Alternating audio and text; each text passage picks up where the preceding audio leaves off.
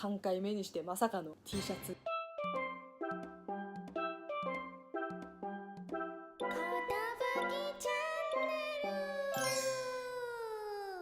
おはようネバーランド。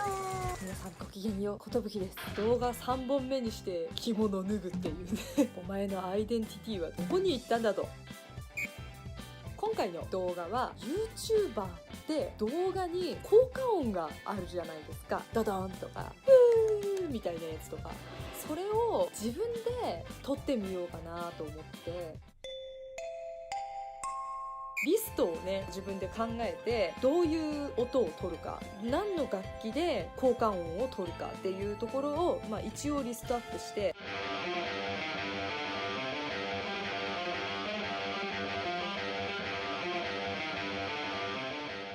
全部の音の素材を取ることができました。いやー、長かった。音を全部取ったばっかりなんで、もうこういう感じでね、なんかこういっぱい取ったなーって。うわでかなんか取りすぎたのほね。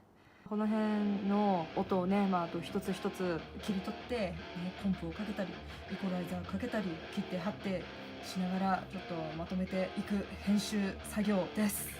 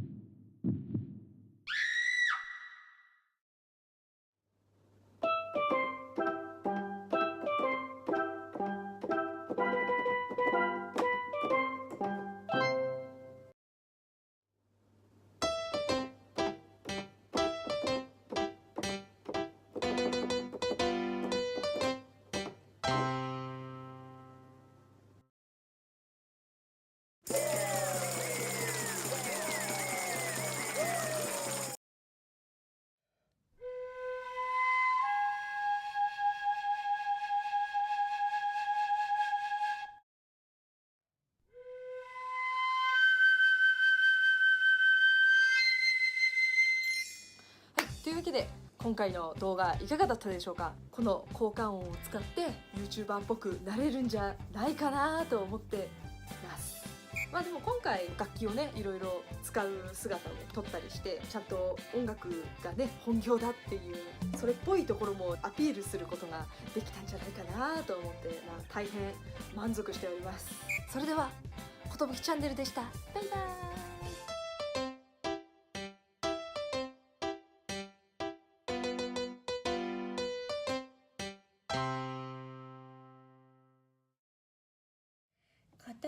ことぶきチャンネルことぶ